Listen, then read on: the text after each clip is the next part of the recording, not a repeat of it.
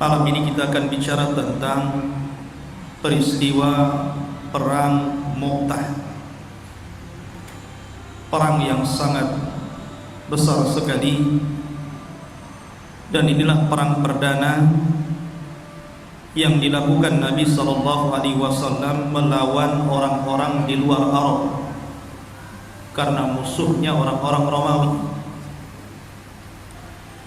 Ma'asyiral muslimin yang dimuliakan Allah Azza wa Jalla, kita urut peristiwa ini kepada sebelum peperangan. Setelah Nabi SAW melakukan perjanjian Hudaybiyah, walaupun secara perjanjian sangat merugikan kaum muslimin, akan tetapi Nabi SAW memanfaatkan perjanjian itu untuk menyebarkan dakwah, karena salah satu poinnya tidak saling menyerang di antara musyrikun dan Nabi SAW serta para sahabatnya. Sehingga setelah peperangan ataupun perjanjian Hudaybiyah ini, Nabi SAW melaksanakan umratul qadha, umrah qadha. Karena sebelumnya ketika Nabi SAW hendak umrah tidak jadi, sehingga masuk pada perjanjian Hudaybiyah baru setelahnya Nabi SAW dan 200 pasukan kemudian melakukan umrah qadha. Lah selepas umrah, ketika Nabi SAW kemudian sampai di Dzulhulaifah, kemudian memulai niat ihram ataupun niat umrah dan menggunakan kain ihram, kemudian bertolak ke Mekah, maka Nabi SAW membawa persenjataan. Dikhawatirkan terjadi pengkhianatan dari orang-orang Quraisy, tapi senjata itu disimpan di tempat yang orang-orang Quraisy tidak tahu. Kemudian sesampainya di Mekah, biasa Nabi SAW melakukan rukun umrah seperti bertawaf 7 kali. Lah orang-orang musyrik ketika itu memandang para sahabat Nabi SAW yang sedang tawaf, sehingga sebagian mereka kemudian mengatakan, unzuru ila Muhammadin wa ashabi qad auhanathum humma Yathrib. Lihatlah Muhammad dan para sahabat telah ditimpa penyakit kepada mereka dari negeri Yathrib, maksudnya negeri Madinah. Maka mendengar kemudian mereka dituduh membawa penyakit daripada Yathrib, maka Nabi SAW pun kemudian memerintahkan para sahabatnya untuk membuka bahu kanannya ketika kain ihram dibuka, diselendangkan. Kemudian 3 putaran pertama Nabi SAW yurammil. Yurammil itu artinya berlari-lari kecil. Apa maksudnya berlari-lari kecil ini? Untuk idharul quwah, menampakkan kekuatan. Kayak antum tentara lihat kalau sedang yel-yel itu berbaris itu kan, menunjukkan tenaganya. Kenapa kemudian selendangnya ditaruh di sini? Biar tahu bagaimana besarnya bahu para sahabat. Jadi tampakkan bagaimana orang kalau nampakkan tenaga kan begini ya, ada binaraga itu kan. Jadi sengaja diselendangkan di sini biar mereka paham bagaimana tenaga para sahabat. Kemudian sambil berlari-lari kecil, dan itu menjadi sunnah tawaf. Sunnah tawaf itu pada putaran 3 putaran pertama lari-lari kecil. Kemudian selendangnya biarkan sebelah sini nampak. Kemudian setelah Nabi SAW sa'i, kemudian mencukur rambut, selesai umrah, maka Nabi SAW sempat menetap 3 hari. Baru kemudian sebelum pulang, Nabi menikahi Maimunah bintul Harith dan membawa pulang ke Madinah. Sesampainya di Madinah, maka Nabi SAW kedatangan saudara daripada Khalid ibn Walid, namanya Al-Walid ibn Walid, datang hijrah dari Mekah ke Madinah, kemudian mengislamkan dirinya, bersyahadat di hadapan Nabi SAW. Kemudian Nabi senang dan bertanya tentang saudaranya Khalid bin Walid.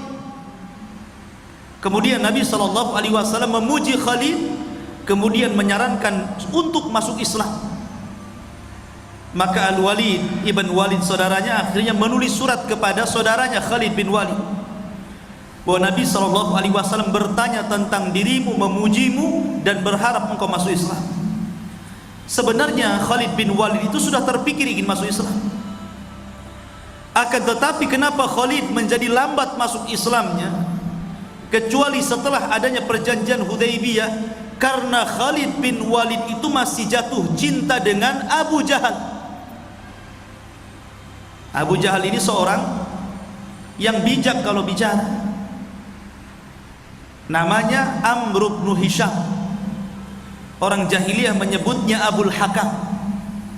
Kenapa disebut Abul Hakam? Karena kalau bicara itu bijak, masuk di akal, bisa menenangkan. Tapi karena dia menolak hidayah Allah Subhanahu wa taala masuk Islam, maka Nabi SAW mengganti kalimat Abul Hakam dengan Abu Jahal. Abu Jahal itu Abu bapak, Jahal itu bodoh, bapak bodoh. Akhirnya kemudian Khalid bin Walid pun ketika mendapatkan hidayah dalam hatinya, ingin berangkat dan hijrah ke Madinah, dia pun mengajak kawannya namanya Utsman ibn Talha. Di tengah jalan rupanya berjumpa dengan kawannya juga namanya Amr ibn As, dan tiga orang ini termasuk pembesar Quraisy: Khalid ibn Walid, Utsman ibn Talha, dan Amr ibn As. Ini tiga pembesar Quraisy, semuanya masuk Islam, diajak oleh Khalid bin Walid. Makanya ketika Khalid kemudian sampai di kota Madinah, dia berjumpa dengan Abu Bakar Siddiq radhiyallahu anhu. Kemudian dia mengatakan, "Ya Abu Bakar, aku sering bermimpi. Dalam mimpiku seolah-olah aku berada di tempat yang sangat sempit sekali. Tiba-tiba aku dipindahkan ke tempat yang sangat luas sekali." Maka Abu Bakar mengatakan, "Ya Khalid, itu petanda bahwa engkau akan meninggalkan agama jahiliyah dan akan masuk ke dalam agama Islam. Masuklah ke agama kami." Akhirnya kemudian Khalid datang kepada Nabi SAW dan bersyahadat di hadapannya, mengatakan, "Asyhadu an la ilaha illallah wa asyhadu annaka Rasulullah." Kemudian Khalid mengatakan, "Ya Rasulullah, ud'uli, berdoalah untukku, an yaghfirallahu ala ma mawa, agar Allah Subhanahu wa taala mengampuni dosa-dosa yang telah aku perbuat." Karena bagaimanapun Khalid selama puluhan tahun mengangkat senjata untuk membunuh kaum muslimin. Lihatlah dalam perang Badar, lihat dalam perang Uhud, jiwa kaum muslimin melayang di tangan Khalid, dan Khalid tidak pernah terkalahkan menjadi pemimpin perang di masa jahiliyah. Makanya dia mengatakan, "Ya Rasulullah, berdoalah untukku kepada Allah agar Allah mengampuni dosa-dosa." Maka Nabi SAW hanya mengatakan, "Ya Khalid, fa innal islama tajubbu ma qabla." Wahai Khalid, Islam itu menghapus dosa-dosa sebelum Islam. Dengan kamu bersyahadat itu secara otomatis dosamu sudah hilang. Ma'asyiral muslimin yang dimuliakan Allah Subhanahu wa taala. Kemudian Nabi SAW pun setelahnya, tepat pada tahun 8 Hijriah setelah perjanjian Hudaybiyah, artinya 2 tahun lagi sebelum wafat Nabi SAW, maka Nabi SAW mulai menyebar Islam keluar Arab, sebagaimana janji Nabi SAW dalam setiap dakwahnya ketika di Mekah, "Qulu la ilaha illallah tamliku bainal arabi wal a'jam." Katakan la ilaha illallah, karena kalimat itu akan menguasai bangsa Arab dan bangsa non-Arab. Maka Nabi mulai melancarkan surat-suratnya, diberikan ke Najasyi, kemudian dilancarkan ke Mesir sampai ke Romawi.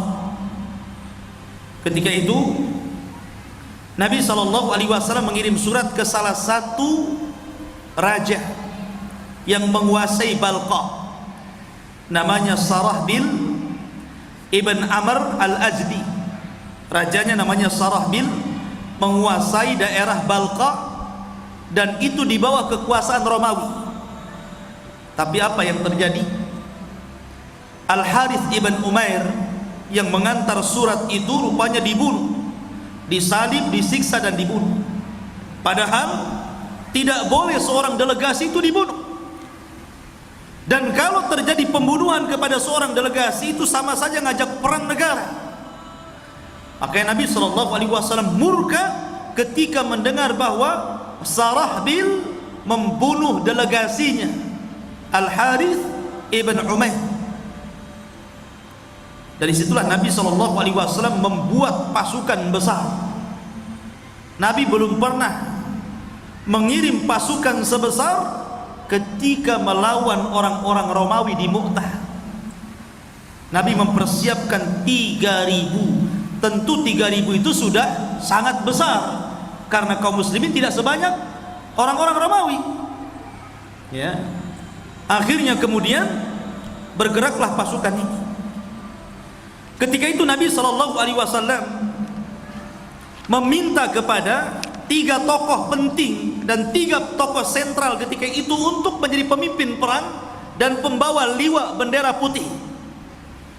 Karena bendera Nabi SAW ada 2, ada yang berwarna hitam, ada yang berwarna putih, ada yang juga yang mengatakan hijau, ada juga yang mengatakan kuning, dan bertuliskan la ilaha illallah. Lah kemudian kata Nabi SAW, Rasul memanggil Zaid ibn Harith. Antum tahu siapa Zaid ibn Haris? Zaid ibn Haris adalah anak angkat Nabi SAW. Dahulu semasa Nabi SAW mengangkat Zaid, namanya bukan Zaid ibn Haris, tapi Zaid ibn Muhammad. Tapi kemudian Allah Subhanahu wa taala turunkan surah Ahzab dan mengatakan ud'uhum li'abaihim huwa aqsatu indallah. Maka nasab anak-anak angkat tetap diberikan kepada bapak angkat, karena itu lebih adil di sisi Allah. Akhirnya dirubah lagi, dari Zaid ibn Muhammad dikembalikan menjadi Zaid ibn Harithah. Dan itu menjadi hukum fikih. Tidak boleh kalau anda mengangkat anak angkat dinasabkan kepada anda bapak angkatnya, tapi tetap dinasabkan kepada bapak aslinya siapa, sebagaimana Zaid ibn Harithah. Lah Zaid ibn Harithah ini anak angkat yang paling dicintai Nabi SAW. Makanya Usamah bin Zaid juga putranya Zaid ibn Harithah pun cucu angkat Nabi SAW yang sangat disayang Rasul, yang kelak sebelum wafatnya Rasul dia disuruh untuk menjadi pemimpin perang untuk melawan Romawi. Tapi sebelum Rasul mengutus mereka, keburu meninggal dunia, dan baru diberangkatkan di zaman Abu Bakar. Itu pun padahal beliau masih muda.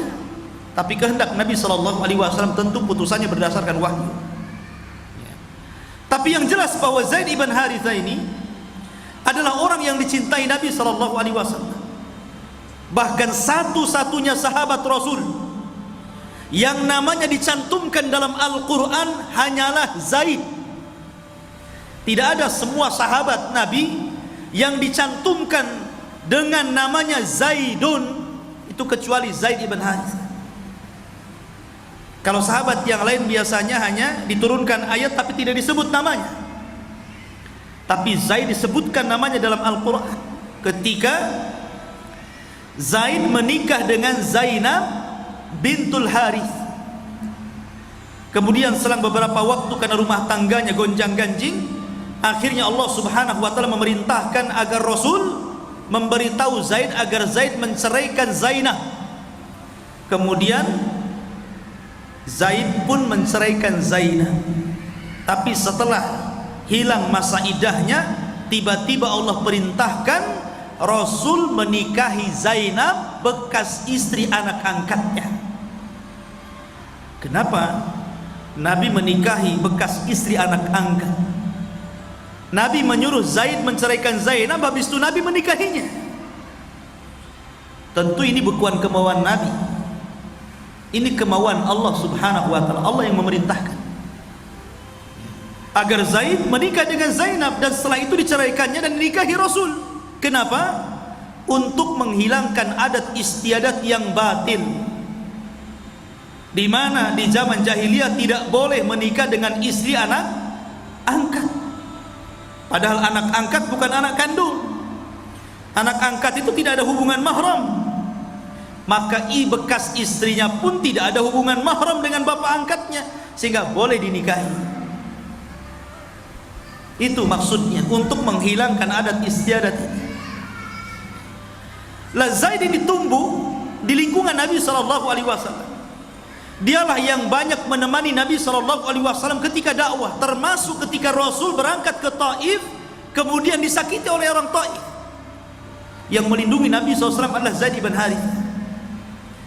Makanya ketika perang Mu'tah tepat pada tahun 9 Hijriah, Nabi meminta agar Zaid yang memimpin perang, dan dialah yang mengomando pertama dalam peperangan dan membawa liwa bendera putih yang kemudian menjadi simbol bendera kaum muslimin. Kemudian kata Nabi, kalau Zaid terbunuh, maka pemimpin yang kedua adalah Ja'far bin Abi Thalib. Ikhwan, Ja'far bin Abi Thalib ini adalah sepupu Nabi. Dia saudara daripada Ali bin Abi Thalib, hanya beda setahun usianya. Tapi Ja'far bin Abi Thalib ini adalah orang yang awal-awal masuk Islam.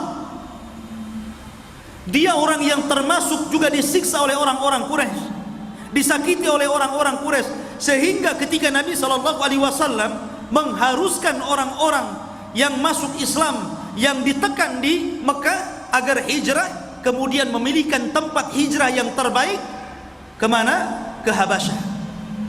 Karena di sana ada raja yang tidak pernah menzalimi rakyatnya. Dialah Raja Najasyi, ya, namanya Ashamah bin Afjur. Maka berangkatlah rombongan pertama bersama Utsman bin Affan dan putri Nabi Ruqayyah. Ja'far pun ikut berangkat beberapa orang menuju Habasyah. Dia tinggal di Habasyah selama 7 tahun. Ketika kemudian Madinah sudah dikuasai kaum muslimin, maka Ja'far pun pulang dari Habasyah menuju Madinah. Baru dia tinggal sebentar di Madinah, tiba-tiba Nabi SAW mengatakan, "Ya Ja'far, engkau akan menjadi panglima kedua kalau Zaid terbunuh." Akhirnya kemudian Ja'far pun maju menjadi panglima kedua. Kemudian kata Rasul, kalau Ja'far meninggal dunia, maka Abdullah ibn Rawahah sebagai penggantinya. Dan Abdullah ibn Rawahah adalah sahabat yang rajin puasa.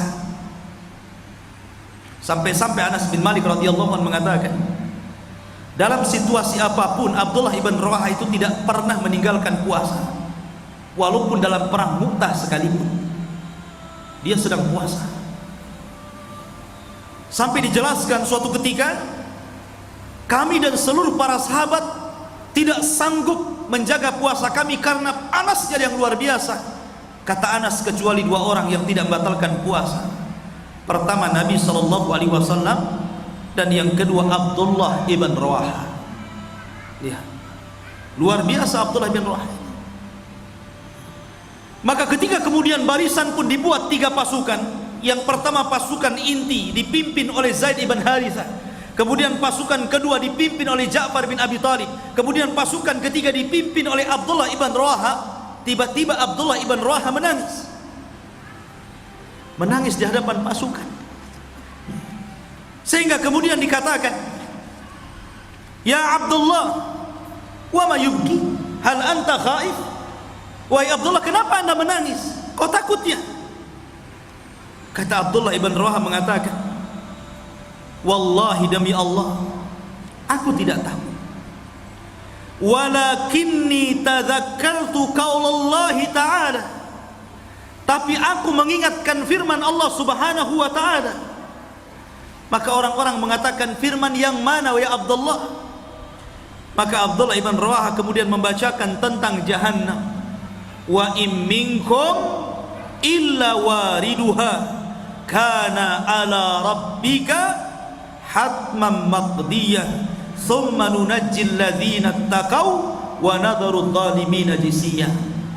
Dia teringat dengan ayat ini. Wa in minkum illa wariduha, kalian semua akan melalui siratal mustaqim. Dan siratal mustaqim itu jisrun mamdudun fawqa jahannam, sebuah jembatan yang terbentang bawahnya jahannam. Dan kalian pasti melewatinya. Dan itu keputusan Allah Subhanahu wa ta'ala yang tidak mungkin tidak. Kemudian Allah mengatakan, "Tsumma nunajjil ladzina taqaw." Dan orang-orang yang bertakwa akan diselamatkan, tapi orang-orang yang zalim akan dijatuhkan dan dimasukkan ke dalam jahannam. Katanya Abdullah ibn Rawaha, demi Allah, aku selalu mengingat ayat ini dalam peperanganku, sehingga kalau Allah wafatkan diriku, apakah aku bisa selamat dari jembatan itu atau tidak? Maka para prajurit yang lain mengatakan, ya Abdullah, arja'akumullahu salimina ghanimina muntasirin. Wahai Abdullah ibn Rawaha, kudoakan engkau, mudah-mudahan kau pulang dengan selamat. Mudah-mudahan kau pulang membawa harta rampasan perang yang banyak. Mudah-mudahan kau dimenangkan Allah Subhanahu wa ta'ala, disemangati oleh pasukan. Tapi Abdullah ibn Rawaha mengatakan, tidak, aku tidak mengharap itu. Aku tidak mengharap aku ingin selamat. Justru aku mengharap dalam peperangan ini, aku ingin mati syahid. Aku ingin dicabik-cabik tubuhku oleh musuhku. Dan aku tidak mengharapkan kemenangan. Ma'asyiral muslimin yang dimuliakan Allah Azza wa Jalla, akhirnya bergeraklah pasukan Nabi SAW menuju Balqa, sebuah daerah di bawah kekuasaan Romawi, dan itu kota pertengahan di daerah Urdun, tengah-tengah daerah Urdun ke zaman sekarang. Berangkatlah mereka berhari-hari, berminggu-minggu, berbulan-bulan. Mungkin kalau orang tidak kuat fisik sudah capek di jalan, ya. Tapi para sahabat dulu itu memang luar biasa, dididik untuk jihad, memiliki fisik yang tangguh. Tidak ada pesawat, tidak ada mobil. Zaman sekarang kan kalau perang enak saja, orang yang entah di mana tapi nembakin orang. Kalau dulu hadapan, dulu yang dilawan itu memang tentara, tentarawan tentara. Sekarang kalau perang indah, anak-anaknya dibom, perempuan dibom, ya. Lah orang sakit pun dibom, rumah sakit dibom juga. Nggak ada aturannya zaman sekarang ini. Makanya ketika Nabi SAW bergerak, sebelum berangkat Nabi SAW memberikan wasiat, dan itu kebiasaan Rasul, memberikan wasiat sebelum mereka berangkat. Di antara wasiatnya, Nabi SAW mengatakan, agar kalian mendatangi tempat meninggalnya saudara kita Al-Haris ibn Umair. Kemudian sebelum berperang, an yad'u ilal Islam, agar menyeru manusia ke dalam Islam. Dan itu kebiasaan Rasul. Apabila mengutus pasukan, Rasul tidak mengizinkan untuk langsung perang. Sebagaimana ketika Nabi mengutus Ali bin Abi Thalib radhiyallahu an ketika hendak meruntuhkan benteng Khaybar. Kata Nabi SAW, ya Ali, berjalan kau pelan-pelan ke musuh. Apabila musuhmu sudah di hadapanmu, ajak mereka agar mengucapkan la ilaha illallah. Disuruh masuk Islam dulu. Kalau tidak mau, nggak apa-apa, tapi bayar upeti, bayar jizyah. Kalau tidak mau, bismillah, perangi. Begitu kebiasaan Rasul. Dan ini menunjukkan bahwa Islam itu bukan agama sadis, bukan agama teroris, bukan agama radikalis, tapi Islam mengutamakan dakwah dibandingkan jihad. Ngajak orang dulu, bukan main hantam dengan bom saja. Tidak, diajak dulu kepada Islam, keindahan Islam, kemuliaan Islam. Baru kalau tidak mau pun ada tahapannya. Kemudian Nabi SAW mulai mengajarkan adab, ada peperangan. Kata Nabi SAW, "Ughzu bismillah." Berperanglah dengan membaca kalimat Allah, bismillah.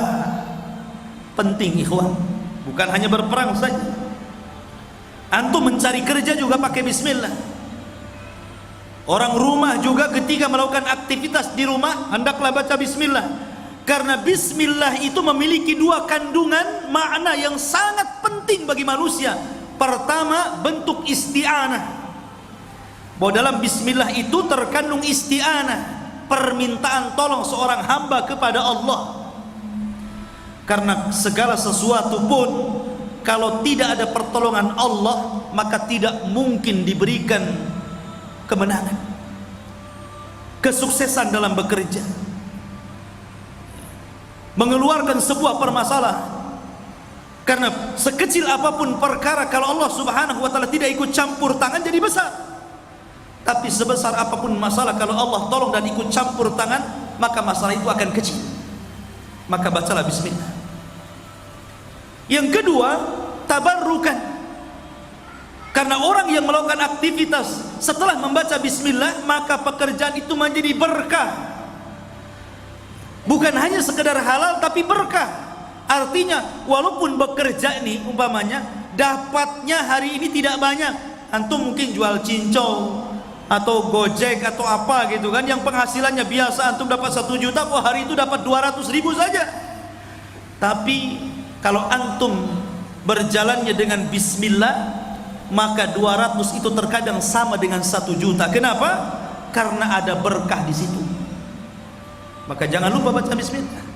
Kata Rasul, ughzu bismillahi fi sabilillah. Berperanglah dengan menyebut nama Allah. Man kafara billah, dan yang diperangi adalah orang yang kufur kepada Allah, bukan orang Islam. Sekarang kita lihat di negeri kita ada pembakaran bendera, tulisannya la ilaha illallah. Semua orang marah. Alasannya bahwa bendera itu bukan bendera ormas tertentu, tapi itu bendera kaum muslimin, itu liwa katanya. Sehingga ada orang yang kemudian memarahnya memuncak sampai membuat iklan di YouTube bawa pedang. Ada yang bawa pedang, ngutuk-ngutuk, mencaci memaki, siap jihad, siap perang. Yang Anda hadapi ini siapa? Di sini Nabi SAW mengatakan, man kafara billah. Anda harus berhadapan kalau ingin perang jelas-jelas dengan orang kafir. Mereka kaum muslimin. Nikmat aman itu nikmat besar. Anda boleh marah, Anda boleh marah, dan saya pun marah ketika ada orang yang membakar kalimat la ilaha illallah. Tetapi kita kemudian tidak perlu kemudian tersulut emosi sampai siap jihad, siap perang, siap mati syahid, ngangkat senjata. Oh, gimana antum aturan jihadnya di mana? Ya. Masyarul muslimin yang dimuliakan Allah Azza wa Jalla, cukup kita doakan, mudah-mudahan dia dapat hidayah. Mungkin karena dia melakukannya karena kejahilannya, kita tidak tahu. Tapi kita kutuk-kutuk saja. Tapi tidak boleh mengeluarkan kata-kata kotor, kata-kata mencaci, memaki, mengadu domba, akhirnya kemudian jadi rusuh. Nanti perang saudara, mau antum kayak Suriah? Naudzubillah. Masyarul muslimin yang dimuliakan Allah Azza wa Jalla, memang kita marah dengan perlakuan itu, tapi kemudian kita harus menghadapi dengan tenang, dengan bijak, dengan lembut. Keamanan negara diutamakan. Bagaimanapun nikmat aman itu menguntungkan kaum muslimin. Kita bisa ibadah dengan tenang, cari uang dengan tenang, berumah tangga dengan tenang, mendidik anak dengan tenang, apalagi. Oleh karena itulah masyarul muslimin yang dimuliakan Allah Azza wa Jalla, maka di sini Nabi mengajarkan yang diperangi itu orang yang kufur kepada Allah Subhanahu wa taala. Kemudian Rasul mengatakan, la taqtul walida wala imra'atan wala kabiratan, jangan kau bunuh anak-anak, jangan kau bunuh perempuan, jangan kau bunuh orang tua. Lihat, ada aturan perang. Tapi di zaman sekarang tidak, main rudal saja dihantam di sebuah tempat, tank-tank kemudian ditembakkan, kemudian tembakan asal brudul saja, yang mati ya anak-anak, orang tua, yang bukan tentara ya sipil, semua mati. Islam tidak mengajarkan seperti itu. Anda berperang melawan tentara-tentara saja, itu pun tentara yang kafir kepada Allah. Mereka orang-orang lemah. Itulah aturan jihad. Nabi mengajarkan aturan jihad dulu. Bahkan mengatakan wala taqta'u nakhlan wala syajaratan. Ketika perang pun tidak boleh merusak pohon, tidak boleh menebang, tidak boleh menebas. Jangan kemudian merusak pohon. Bahkan Rasul mengatakan wala tahdimu jidranan wala bina. Jangan kau hancurkan tembok dan bangunan.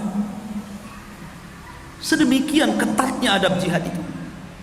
Menunjukkan Islam itu indah. Walaupun yang diserang negara kafir umpamanya, tidak boleh kita bakar hutannya, kemudian kita runtuhkan gedung-gedungnya. Cukup kita perangi orangnya saja. Kecuali kalau dalam gedung itu tentara semua, ya iyalah, lain bisa ditanya. Cemana kan? Kalau zaman sekarang kan nggak zaman dulu. Kita bawa pedang, mereka bawa rudal, kan? Habislah kita. Ma'asyiral muslimin yang dimuliakan Allah Azza wa Jalla, maka berangkatlah mereka menuju Mu'tah.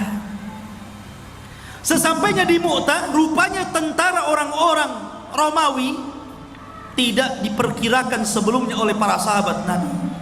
Dikiranya 3.000 pasukan sudah besar, rupanya mereka melawan 200.000. Bayangkan ya.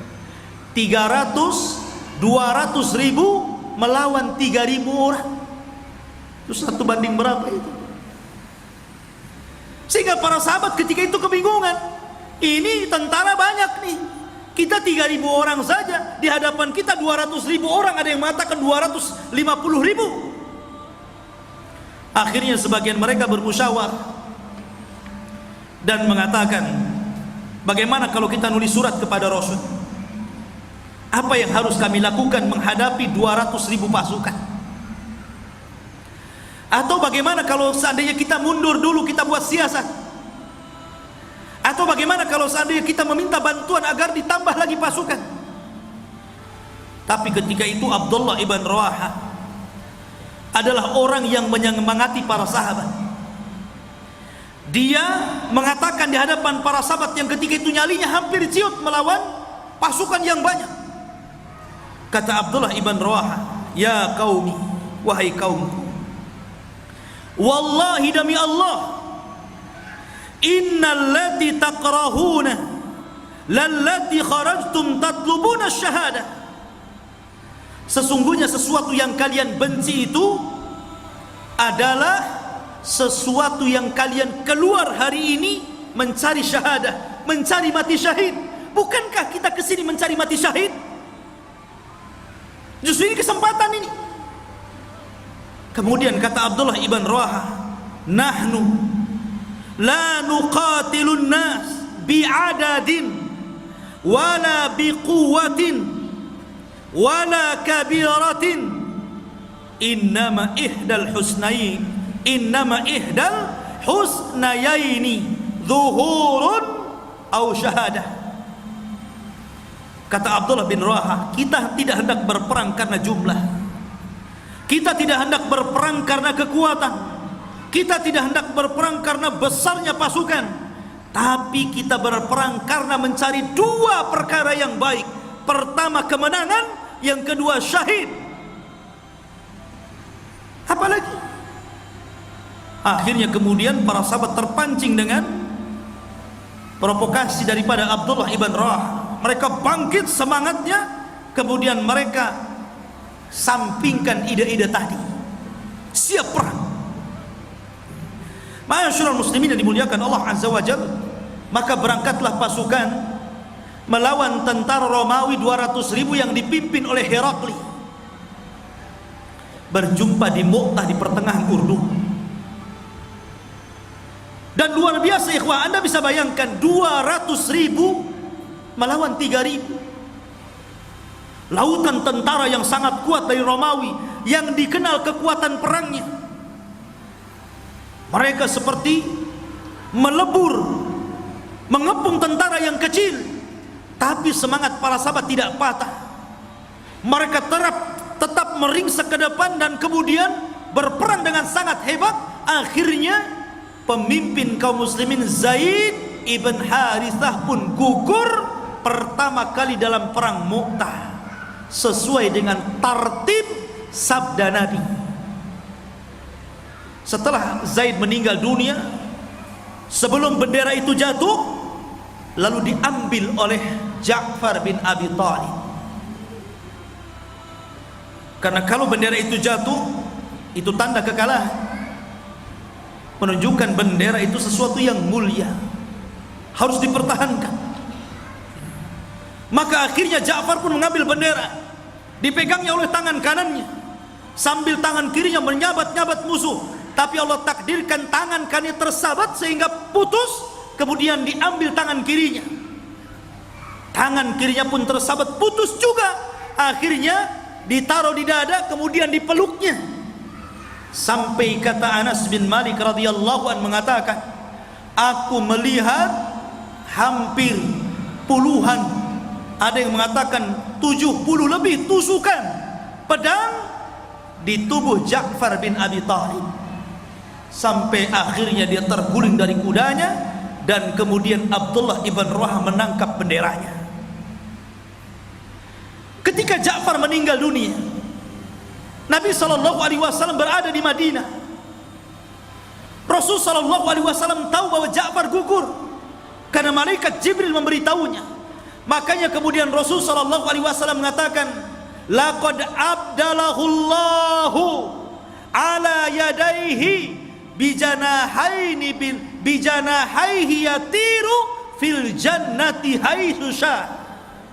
Sungguh Allah Subhanahu wa ta'ala telah menggantikan kedua tangan Ja'far dengan dua sayap yang dia akan terbang di sorga sesuai dengan kehendaknya. Rasul tahu. Dan subhanallah, Ja'far bin Abi Thalib itu orang yang paling mirip dengan Rasul wajahnya. Paling mirip dengan Rasul, postur tubuhnya, kulitnya, mukanya luar biasa. Sehingga ketika Ja'far bin Abi Thalib meninggal dunia, maka Nabi SAW merasa sesak dadanya. Bagaimanapun ikhwan, Ja'far sudah 7 tahun berada di Habasyah, di tempat hijrahnya, di tempat pengungsian kaum muslimin ketika kaum muslimin tertindas di kota Mekah. Kemudian pulang ke Madinah. Akhirnya kemudian baru berjumpa beberapa waktu dengan Nabi SAW. Belum lama bercengkrama dengan Rasul. Dan Ja'far pun hanya memiliki anak-anak kecil karena usia meninggalnya itu di bawah 40 tahun, masih muda. Sehingga ketika kematian Ja'far, Rasul kemudian merasa sedih sekali. Setelah 3 hari kematian Ja'far, dia mendatangi keluarganya. Keluarganya tidak tahu, istrinya tidak tahu, anak-anaknya yang masih kecil tidak tahu. Bahkan ketika kemudian dilaporkan Nabi SAW akan datang, istrinya mengira bahwa pasukan sudah datang, Ja'far akan pulang membawa kemenangan. Makanya istrinya kemudian menyediakan makanan yang enak, anak-anaknya dimandikan dengan bersih, supaya ketika ayahnya pulang melihat anak-anaknya sudah segar, sudah cantik, sudah ganteng. Dikiranya seperti itu. Kemudian Nabi SAW datang. Karena muka Nabi mirip dengan Ja'far bin Abi Thalib, anak-anaknya masih kecil, disangkanya bapaknya. Mengejar Nabi SAW, disangka bapaknya. Subhanallah. Tapi kemudian Nabi SAW beritahu kepada istrinya bahwa Ja'far telah syahid. Maka istrinya langsung shock. Bagaimana tidak? Di Madinah baru tinggal beberapa saat, maka Nabi SAW pun menangis karena sedih. Maka Rasul mengatakan, isna'u ta'aman li ali Ja'far. buatkan wahai para sahabatku makanan untuk keluarga Ja'far karena dia tertimpa musibah hari ini. Ma'asyiral muslimin yang dimuliakan Allah Azza wa Jalla, kembali ke peperangan. Maka ketika Ja'far kemudian roboh, diambil Abdullah ibn Rawaha. Setelah Abdullah ibn Rawaha pun kemudian selang beberapa waktu dia pun kemudian gugur juga sesuai dengan keinginannya, ingin mati syahid dalam perang Mu'tah. Allah kabulkan. Akhirnya dia pun jatuh dan tumbang. Namun sebelum bendera jatuh, diambil oleh Utsman ibn Talha. Kemudian pasukan mundur. Ketika itu Nabi SAW tidak menyebutkan pemimpin yang keempat. Rasul hanya mengatakan apabila Zaid gugur, gantinya Ja'far. Ja'far gugur, gantinya Abdullah ibn Rawaha. Rasul tidak menyebutkan yang keempat. Maka Utsman bin Talha pun dia tidak enak untuk memegang bendera itu. Tapi dia teringat dengan Khalid ibn Walid. Dan ketika itu Khalid ibn Walid ikut pasukan. Dan itulah perang perdana Khalid bin Walid. Sebelumnya dia tidak pernah berperang bersama kaum muslimin karena dia telat masuk Islam. 3 bulan setelah masuk Islam, Khalid pun bergabung dalam perang Mu'tah. Maka dia teringat dengan Khalid dan bagaimana kepemimpinannya semasa jahiliyah. Maka Utsman bin Talha mencari, aina Khalid? Di mana Khalid? Aina Khalid? Di mana Khalid? Maka Khalid pun mengatakan, saya di sini. Maka Utsman mengatakan, ambillah bendera ini, pimpin kami. Maka karena melihat tidak ada pemimpin yang lebih bagus dibandingkan Khalid, akhirnya terpaksa Khalid mengambil bendera itu. Disinilah kecerdasan Khalid ditampakkan bagi kaum muslimin. Kepiawaian dalam berperang, keuletan dalam berperang ditampakkan dalam perang Mu'tah, sehingga kepemimpinan Khalid dalam peperangan, dalam perang Mu'tah ini menjadi gambaran sejarah yang tidak pernah dilupakan. Kemenangan pertama melawan musuh pertama di luar Arab, melawan bangsa Romawi. Bayangkan saja, 3.000 pasukan melawan 200.000. Maka Khalid pun membuat taktik dan siasat peperangan. Disediakan berbagai macam seragam perang dan seragam persenjataan. Terkadang mereka maju kemudian mundur ganti seragam, kemudian maju mundur ganti seragam, seolah-olah banyak padahal pasukannya itu-itu saja. Terkadang kemudian maju mundur dari samping kiri, jadi orang Romawi dikacaukan belum dengan Khalid, seolah-olah bagaimana pasukan itu banyak sekali, dibuatnya debu mengepul, dibuatnya suara kuda gitu kan. Pokoknya bagaimana mengecoh, karena bagaimanapun al-harbu kaidun, perang itu tipu daya. Anda tidak boleh menipu kecuali dalam peperangan. Anda tidak boleh sombong kecuali dalam peperangan. Sombong boleh ketika perang, tapi di luar perang tidak boleh sombong. Menipu boleh dalam peperangan, tapi jangan menipu di luar peperangan. Zaman sekarang terbalik, kalau perang jujur, kok di luar perang nipu. Ma'asyiral muslimin yang dimuliakan Allah Subhanahu wa taala. Akhirnya Khalid bin Walid berhasil kemudian memenangkan perang itu. Sehingga dalam riwayat Bukhari, hadis yang ke-611, Rasul sallallahu alaihi wasallam mengatakan, ketika dia diberitahu malaikat Jibril gugurnya Zaid, dia mengatakan, usiba Zaid, Zaid telah meninggal dunia, semoga Allah mengampuni dosa-dosanya. Kemudian usiba Ja'far, Ja'far pun telah meninggal dunia, semoga Allah mengampuni dosa-dosanya. Kemudian wa usiba Abdullah ibn Rawaha, dan juga telah meninggal Abdullah ibn Rawaha, semoga Allah Subhanahu wa taala mengampuni dosa-dosanya. Sambil Rasul menangis, Rasul mengatakan, hatta akhadar rayata saifun min suyufillahi hatta fatahallahu alaihi. Sambil menangis Rasul mengatakan, sungguh sekarang bendera itu sedang dipegang oleh pedang dari pedang-pedang Allah. Di tangannya kemenangan Allah, Allah menangkan mereka. Di tangannya Allah menangkan mereka. Dialah Khalid ibn Walid, saifun min suyufillah, pedang dari pedang-pedang Allah. Ma'asyiral muslimin, maka ketika kemudian Khalid memimpin perang, karena Khalid ini ikhwan, orang yang ditakuti setelah kejadian ini, Khalid orang yang ditakuti. Setiap Khalid memimpin perang setelah perang Mu'tah hampir dipastikan tidak pernah kalah. Sehingga terkadang akidah manusia terganggu. Makanya di zaman Umar bin Khattab ketika menjadi khalifah, dia memecat siapa? Khalid ibn Walid. Padahal Khalid itu kalau jadi panglima perang gak pernah kalah, tapi Umar sengaja memecatnya dan menggantikan dengan Abu Ubaidah ibnul Jarrah. Kenapa? Supaya manusia tidak tawakal dengan Khalid, supaya manusia tidak tawakal dengan Khalid, tapi tawakal dengan Allah. Dikhawatirkan kalau ada Khalid, seolah-olah Khalid ini dikultuskan oleh pasukan, itu masalahnya. Pasti menang. Kenapa? Ada Khalid. Kan masalah nanti. Makanya Khalid kemudian dipecat dan diganti oleh Abu Ubaidah ibnul Jarrah. Tapi pemecatan Khalid ini adab,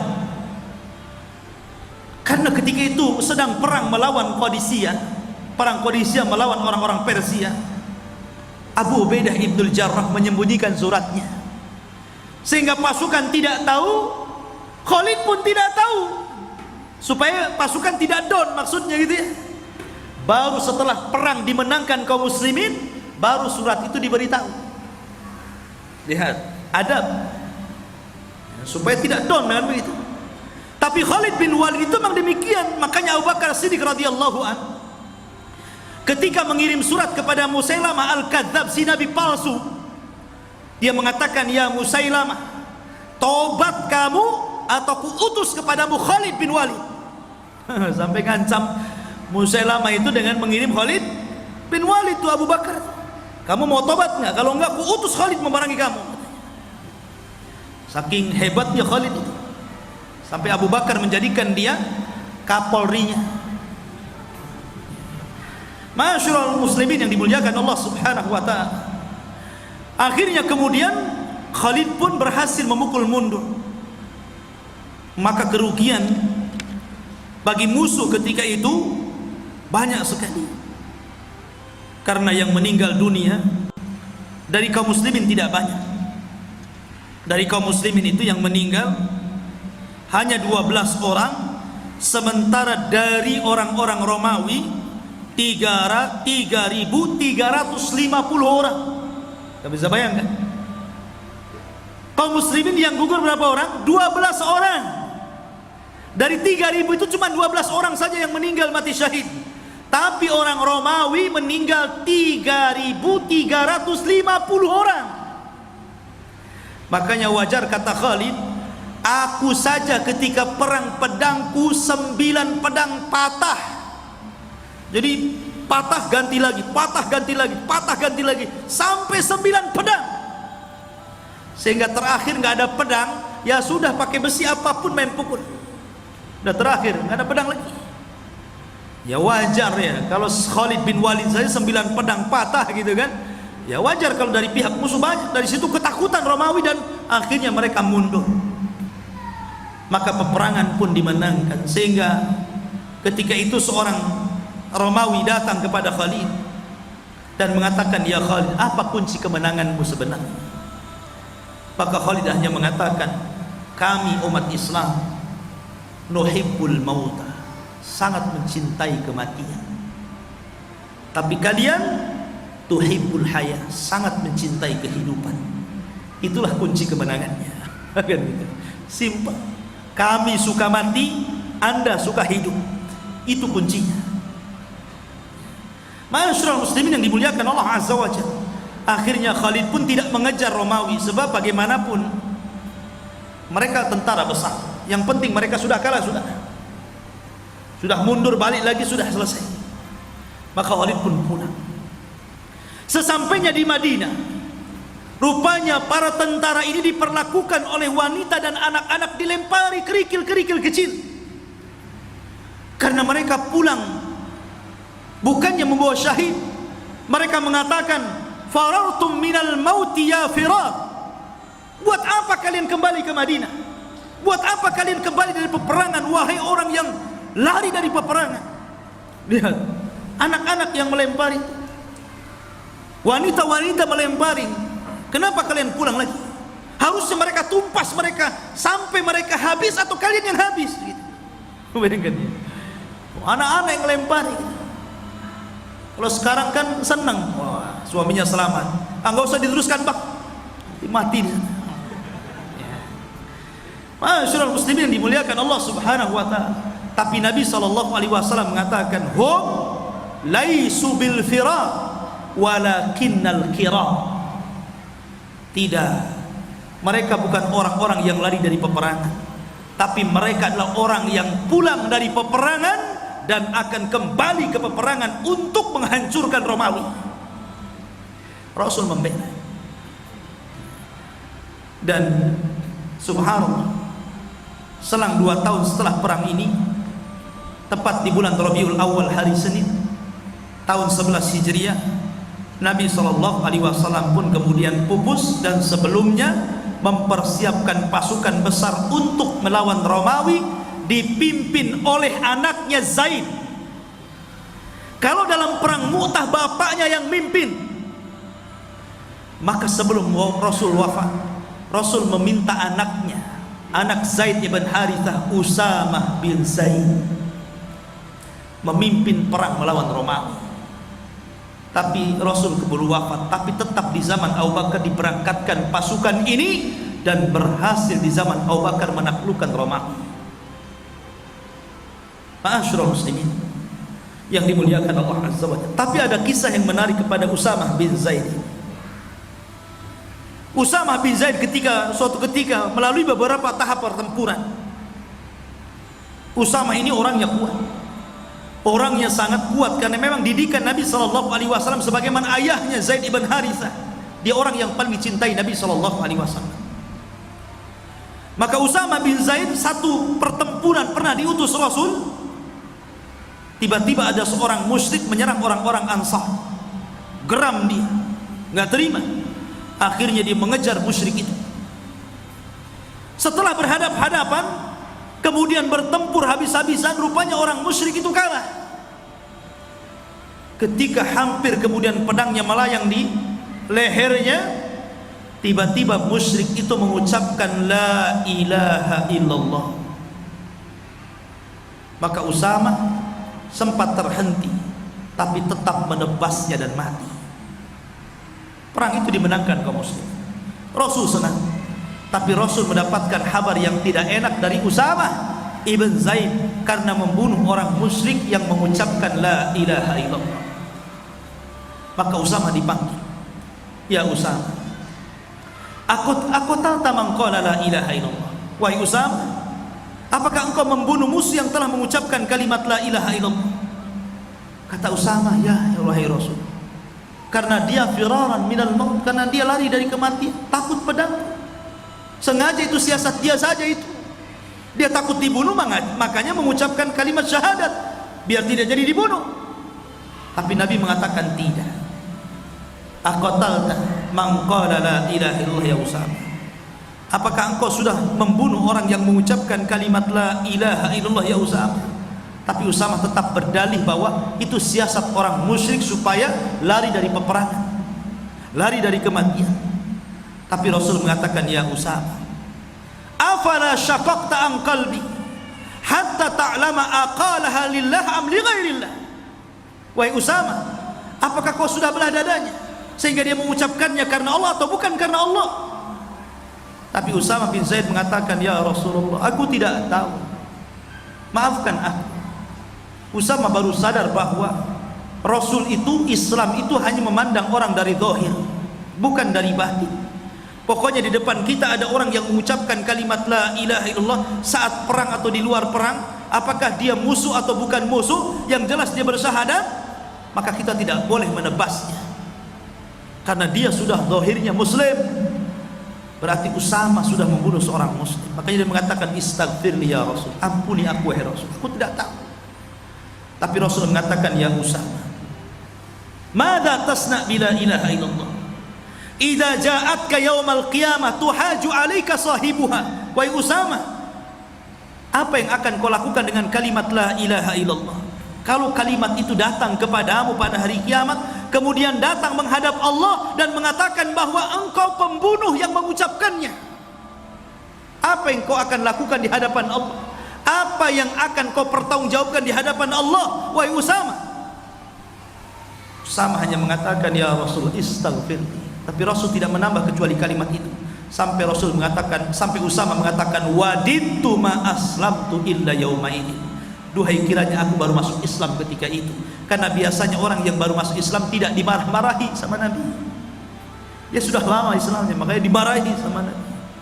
Tapi dari sini menunjukkan kemuliaan ayahnya Zaid bin Harithah turun kepada putranya Usamah bin Zaid, dan dia ditunjuk oleh Rasul padahal ketika usianya belasan tahun untuk memimpin perang di akhir-akhir wafatnya Nabi sallallahu alaihi wa alihi wasallam. Inilah kilasan sejarah perang Mu'tah. Mudah-mudahan ada manfaatnya. Insyaallah kita lanjutkan pada lain kesempatan. Tidak ada pertanyaan. Subhanaka wa bihamdika asyhadu an la ilaha illa anta astaghfiruka wa atubu ilaik. Allahu ta'ala. Assalamualaikum warahmatullahi wabarakatuh.